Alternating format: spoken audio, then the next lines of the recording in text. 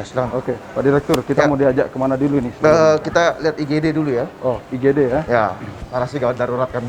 IGD, Ini, IGD kita di sebelah mana? ya ini instalasi gawat darurat. Ini IGD-nya. Ya, Untuk kapasitas berapa orang? kapasitas bisa muat sekitar 10 pasien. 10 pasien. Ya. Jadi ada fasilitas untuk zona merah ya, yang kritikal. Kemudian ada yang zona kuning, ada juga zona hijau. Jadi itu status pasien. Oke. Jadi kondisi-kondisi pasien yang misalnya gawat darurat zona merah. Nah, itu. Kalau kuning ya hijau, kemudian untuk tindakan dan ada isolasi khusus juga untuk pasien yang tadi saya bilang. Jadi kita selesaikan di sini, kemudian kita rujuk pasiennya. Ini jadi kan. Kalau kita lihat bisa bersaing dengan rumah sakit yang lain lah. Ya, insya Allah IGD kita. bisa lumayan lah standar kalau untuk Standar. ya. Oke. Layanan sesuai Ini IGD. Setelah Ya. IGD kita mau kemana? Kita bisa jalan-jalan mungkin ke ICU. Oke, Jadi ke layanan ICU. baru kita di Ini ICU. layanan baru sejak kapan? Sudah mulai di launching? ICU ini sudah ada sejak bulan 10 kemarin. Oke. Ya, sudah sejak Oh, tahun bulan 10 2010.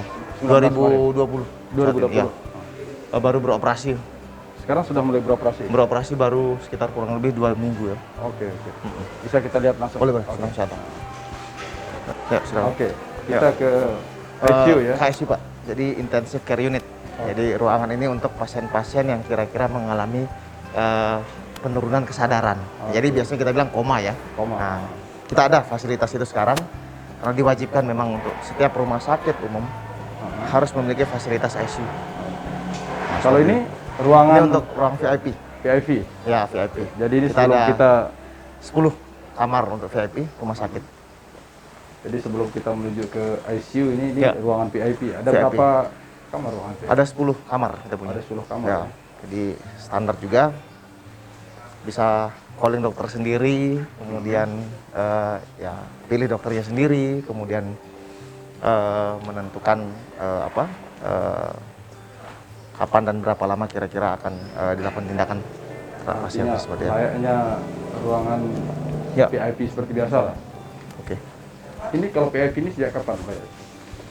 Sama Pak. Dari pertama kali launching, Pertama kali VIP launching. ini memang sudah ada dari tahun 1999. Ya, jadi semenjak berdiri rumah sakit kami Sebelum ini, kita jalan. Pak. ya sambil sudah ada memang layanan VIP ini. Nah ini kalau ICU ini baru dia ICU ini baru, ya kurang lebih baru 2 minggu beroperasi. apa saja fasilitas yang ada di ICU ini? ICU ini kan seperti biasa, jadi layanan khusus untuk pasien-pasien yang mengalami penurunan kesadaran, Pak. Ya, jadi biasa kita bilang koma, ya, pasien-pasien stroke dan lain sebagainya masuk ke sini. Nah, kita punya 10 bed di sini. Oh ada 10 bed di Ya, ICU 10 bed di ICU ini. Seperti itu. Jadi termasuk ada 2 ruang isolasi. Ya, khusus mungkin nanti ada pasien-pasien yang sifatnya ya TBC yang mengalami penurunan kesadaran ataupun nanti ke depan kita tidak tahu mungkin COVID masih ada, itu bisa kita pakai ruangan ini. Oke. Ya. Yang mana? Nah, dalam sini. Oke, di sini. Ya. ICU kami di sini. Ini baru jadi juga. Ya. Oh, di sini. Ya. Ini untuk ruangan isolasi. Sudah terisi ini ya Ya. untuk ruangan ICU. Sudah mulai beroperasi. Sudah ada. Sudah ada Sekarang sudah pasien. normal beroperasi. Baru ini kan baru istilahnya baru kita mulai ya. Baru sekitar kalau tidak salah laporan kemarin 2 minggu ini baru 5-6 pasien yang masuk ya. Namanya layanan baru biasanya ya meskipun kita publikasi ya kadang puskesmas juga masih masih baru juga merujuk ya pasien ini. Seperti itu. Ada berapa nakes yang ditugaskan khusus di ICU? Untuk ICU ini kita ada 9 perawat ya untuk memberikan layanan di ICU. Ada 9, ada ke depan bakal kita tambah karena memang standarnya kita minimal punya 7 bed untuk ICU. Oke. Kalau berdasarkan peraturan kementerian ya standar untuk rumah sakit kami ini 7. SOP-nya. Tapi kami siapkan 10 bed Oke. untuk jaga-jaga. lebih. Ya, jadi standarnya kan 5%, Pak. Jadi 5% dari total bed itu harus ada ruangan bed jumlah total bed untuk ICU itu sendiri. Nah, kita kalau nanti berkembang ke depan mungkin punya 200 bed, kita masih bisa. Ruangannya dipakai kan diperbesar lagi ya. Ya, kalau ini 200 bed jumlah tempat tidur masih cukup. Masih cukup. Ya, masih bisa. Jadi ini memang kita rencanakan benar-benar dari segi tata ruangan ya, kemudian alur dan sebagainya ini satu-satunya kayaknya ruangan yang benar-benar kita set bersama, pemilik, kemudian dokter, dan tenaga ICU itu sendiri. Pak, dari sisi alkes sendiri di ICU ini seperti apa Pak Dirut? Alkes ya, Alat kesehatannya? alkes ya. Jadi untuk alat kesehatan yang ada di sini, tadi saya sebutkan ada 10 tempat tidur, kemudian kita punya beberapa ventilator, ya, kemudian pasti ada monitor ya, seperti standar lah, monitor, kemudian untuk alat pacu jantung, ya, biasa kita sebut DC shock, dan beberapa alat bantu pernapasan lainnya. Artinya sebelum kita launching ini kan, dinas kesehatan pasti akan berkunjung ke sini. Akan cek dulu Ya, kesiapan dan fasilitas yang ada. Pada saat itu mereka berkunjung bersama dengan BPJS Kesehatan, melihat kesiapan rumah sakit kami untuk memberikan layanan. ICU. Ya, Dan ini sudah memenuhi standar? Ya, jadi ruangan, kemudian alat kesehatan dan ketenagaan kami sudah memenuhi standar untuk naik kelas C sebenarnya.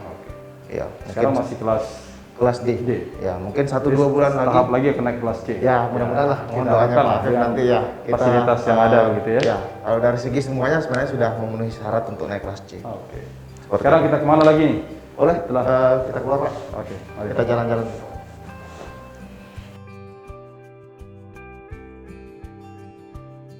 Ya, silakan. Oke, tadi kita sudah lihat di ruangan ICU ini Pak Ya, Direktur. oke. Sekarang kita mau diajak jalan-jalan kemana? Kita nih? jalan-jalan mungkin ke ruang perawatan ya. Kita lihat-lihat secara sepintas saja. Mm-mm.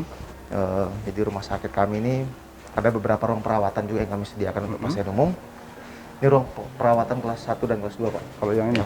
Jadi kita punya 24 bed, ya 12 kamar. Di sini kita ke depan, Nah, di sini ya ini. 24 bed. Oke. Nah yang ini kelas 3, perawatan kelas 3. Itu ada Di ruang 60 bed. kelas 3. Ini Oke. di ruang Ini kelas 3. Kelas 3 kalau ini. Oke, Nah, kelas ini 3. tadi pintu masuknya. Uh-huh. Ini kita lagi di belakang ruang steril ini. Ruang steril ini Ya, apa? ruang steril alat. Alat. Ya, jadi alat-alat semua rumah sakit yang menyangkut pelayanan pasien di OK, IGD. Ya. Di artinya di sini. Nah, jadi setelah dipakai kita sterilkan di ruangan ini. Oh, oke. Ya.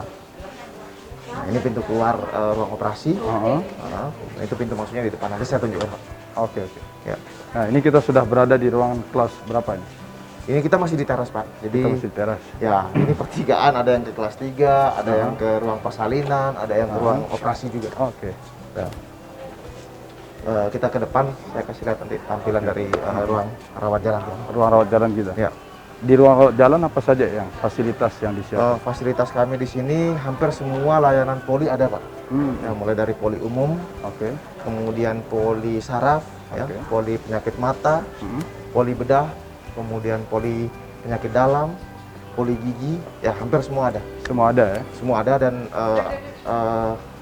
hampir setiap hari juga layanan itu kita buat untuk pasien-pasien kami. Jadi menyesuaikan dengan jadwal praktik dokter itu sendiri.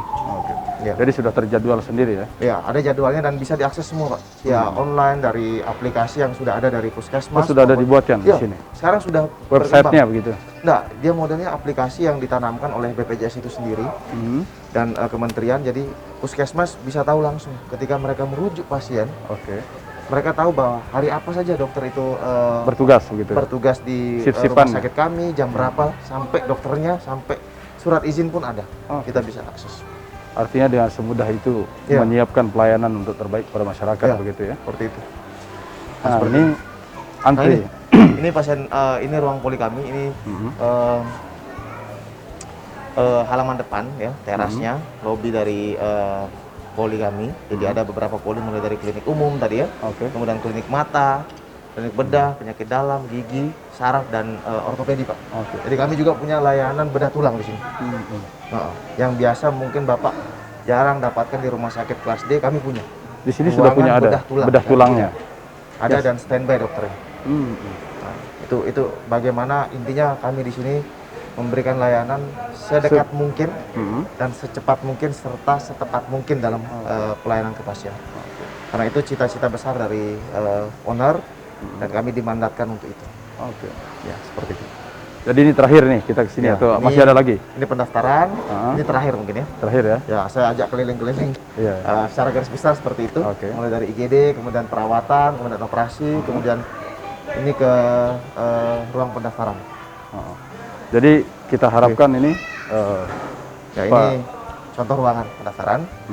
Jadi rawat jalan, rawat inap ada. Semuanya pasien daftar di sini dan semuanya online, Pak. Online semua, tidak ada yang Semua manual. Online, daftarnya online. Bisa langsung daftar via WA maupun dan langsung terlayani. Kami punya petugas yang memang sudah kita siapkan, ada 4 loket untuk rawat jalan dan 1 loket untuk rawat inap. Oke.